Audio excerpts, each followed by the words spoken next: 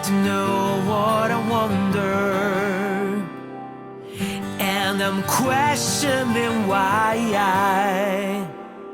Tell me why I'm all alone, searching for my desires.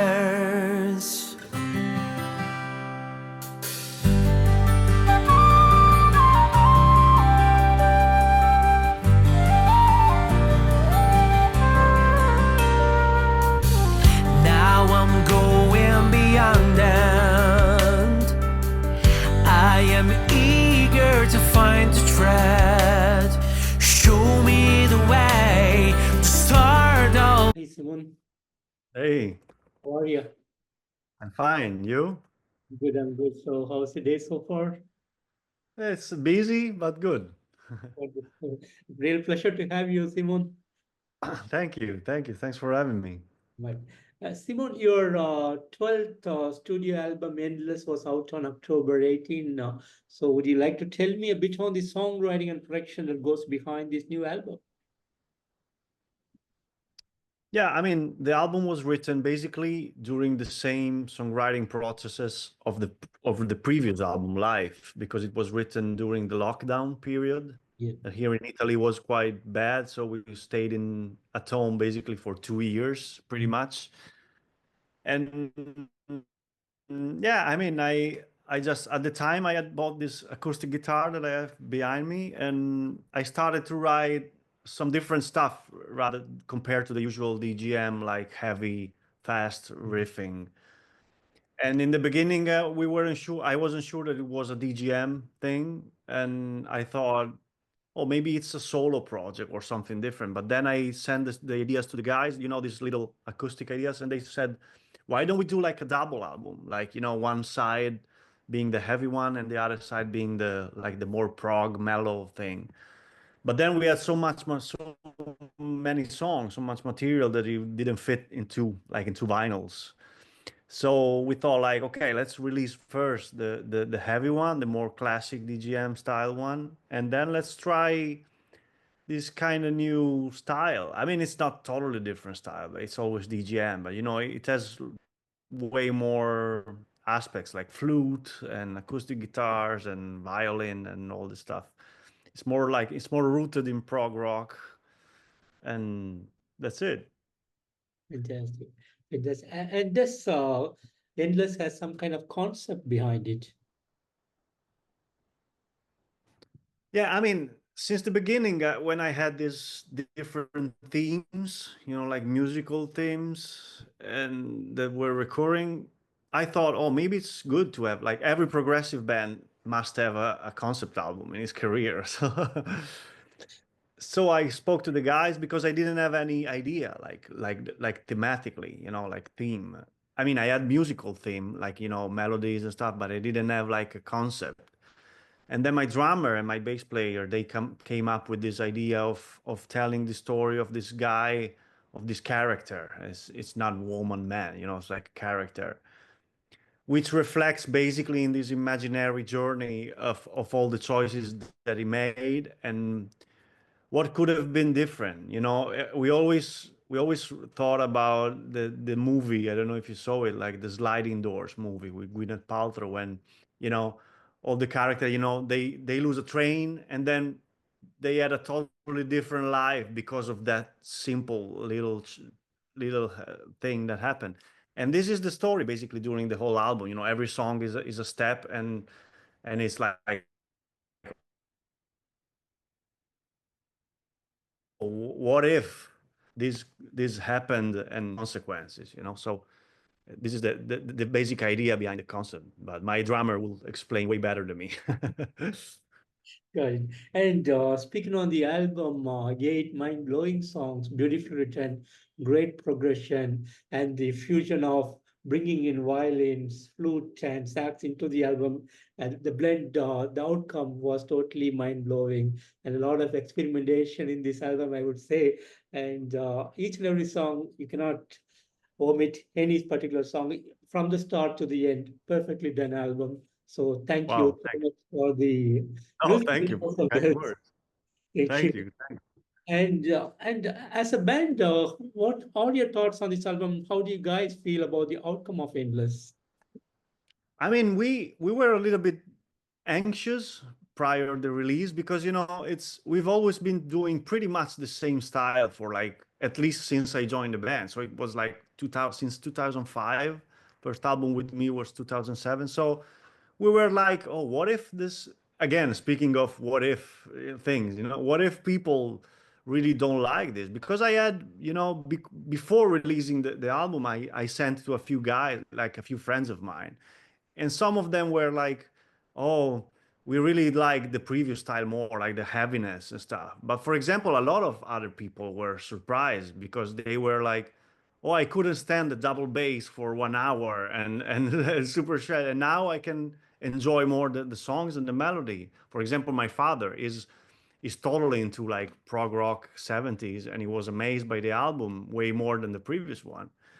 And so we were like anxious, but I mean, so far, all the reviews, and I mean, we're not reading every review like, oh my God, but the critics, especially on social media, were stunning. And I already saw like a lot of people covering guitar parts, and it's always makes us proud of the work because for us it's not easy to complete an album. It's like for me especially, it's a difficult task because it takes work really hard. I mean, it's not like, because I always try to come up with different ideas and try different versions. Sometimes you have like 20 different versions of a single song. And I think this is the album where the band is more cohesive because, again, I didn't mention before, but not half, but 40% of the album was written by Emanuele, my keyboard player. And this is the first time usually it was like 90% me and 10% the other guys writing. While this time, because he's playing all those instruments, like he's playing sax, he's playing flute, he's playing keyboards, he's playing piano.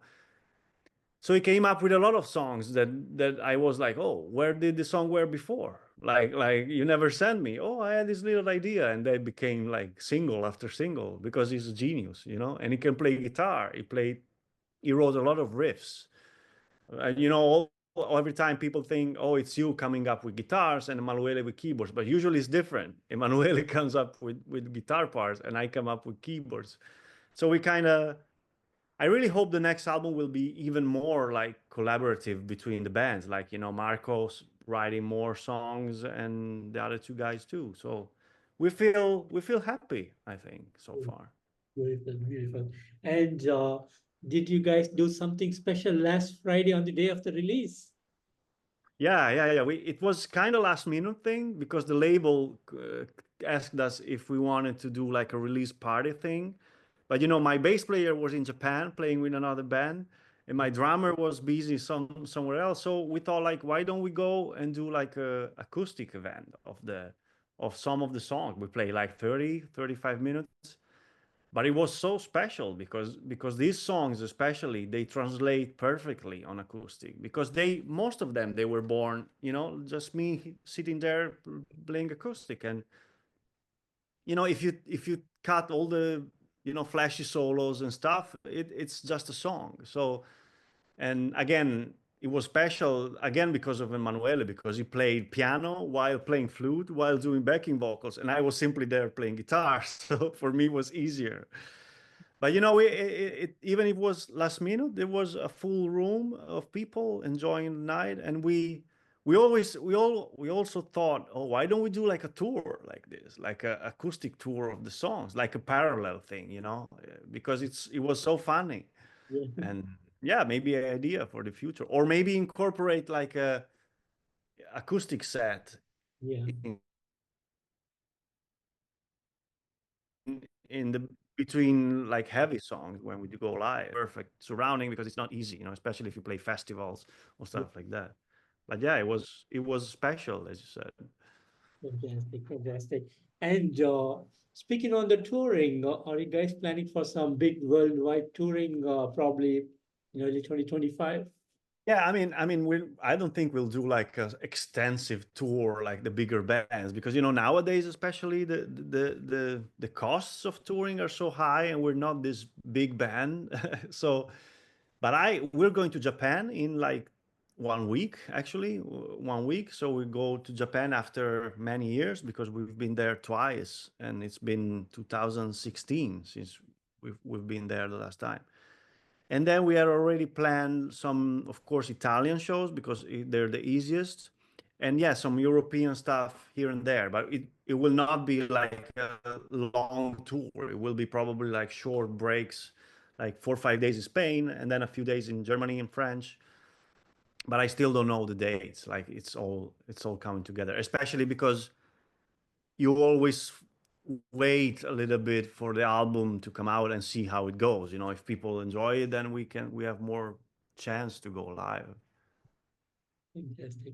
And you have released two official videos for this album, The Great Unknown and Final Call. Would you like to tell me on the making of these videos?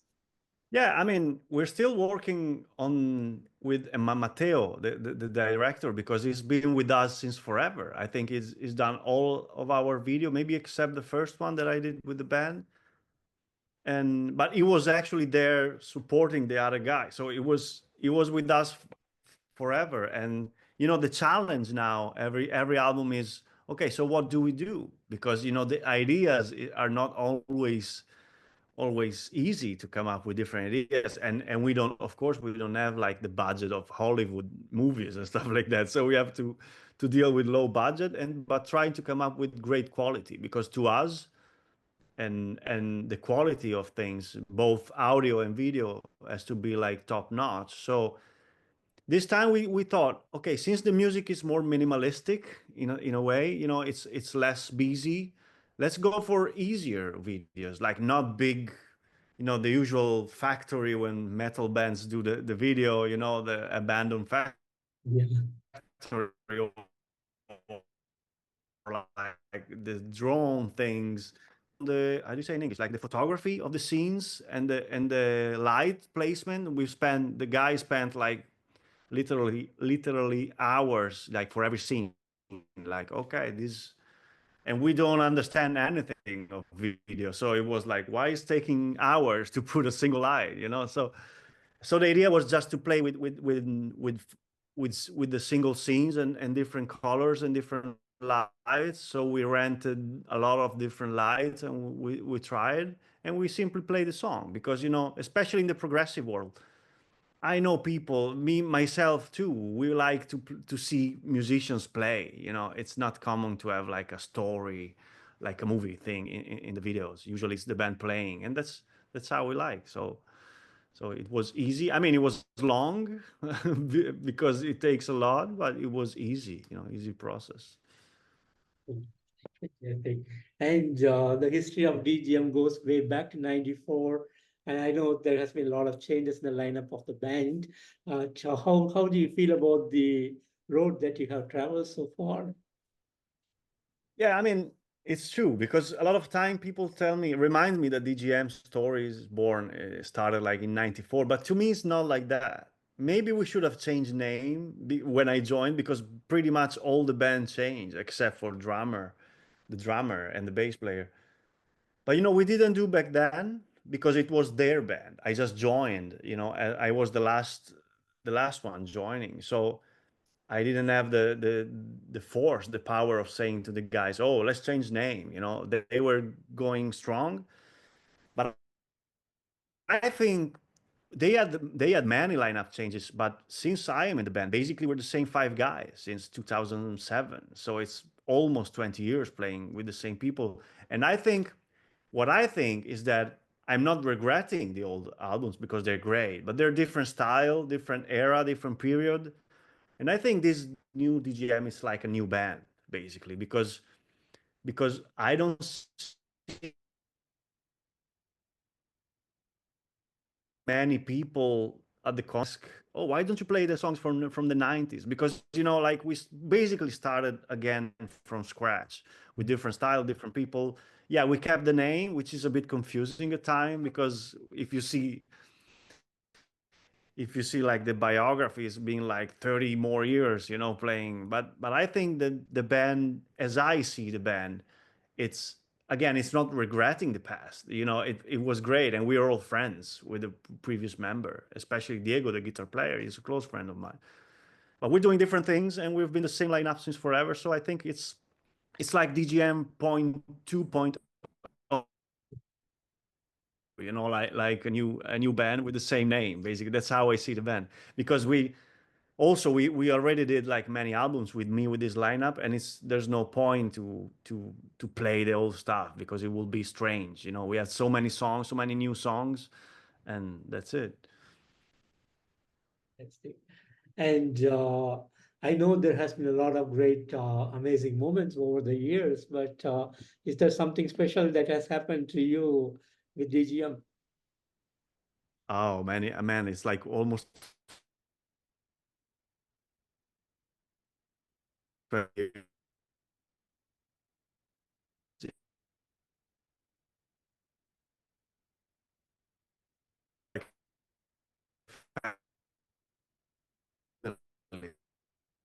To me. So it's so you there? Yeah, yeah, I'm I'm losing you. losing you. I lost you. Simone. You there? Yeah, I'm here. Hello? Hello? Can you hear me? Okay, maybe it's me. Yeah. Okay. Okay. I mean, I was saying the two major breakthrough moments that I remember was the first time we went to USA at the Prog Power, the first Prog Power, and the first time we went in Japan. Because to me, like raising, my little hometown in Italy, like dreaming of playing even, to me, playing in Milan was already like okay, I'm done. My career is great. And to think that my music, that someone called us and to play our music in America and in Japan. We have all these heroes that were so famous in Japan, like Yngwie Malmsteen and all these big bands and all the heroes from America. And I think, yeah, those experience will never be forget from many of the band. But we had so many moments, like good moments, bad moments, because in 20 years it's impossible not to fight or not to discuss about things. But I think that except those single moments, the thing that I cherish the most is that in the end, it's not easy to carry on a band at our level and with the same people for those many years. I mean, again, it's like a marriage, so you have to make compromises. But in the end, I always feel like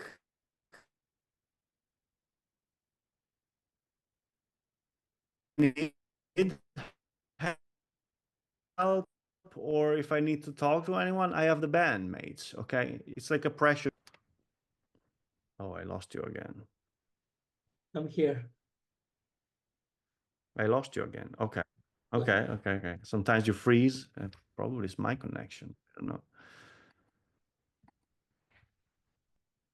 Yeah. I mean that thing, having the band this amount of years, that's the most precious thing. So it's not like a single concert or single album or yeah, you have every day I will have different memories. One day will be Japan, the other day will be another concert. But in the end, it's just you can count on your bandmates, and when you're on stage with them, this is a thing I almost forgot, because after the COVID we stopped playing live for, I don't know, 3 years. Yeah. And it's easy to forget things, but when we played again live, it was like magic, because oh, now I remember. I love this, because we were having fun. That's the most important thing for me. Fantastic. And Simon, finally, any message that you have for DGM fans around the world? Okay, say it again. Sorry, I Would you lost like to you. have some message for the DGM fans around the world? Oh, okay, okay. Yeah, just we hope everyone still supports us like they always do, and hopefully like collecting more fans. It's not about the money for us. It's not about being famous. It's more about spreading the music more and more and try to play in as many countries as possible. You know, that's our goal nowadays. So just keep supporting and stay tuned for, because we cannot wait already to work on new material. I mean, I don't know if it will be short like the previous album and this one, but we're all pumped about Endless. So just keep supporting. Fantastic.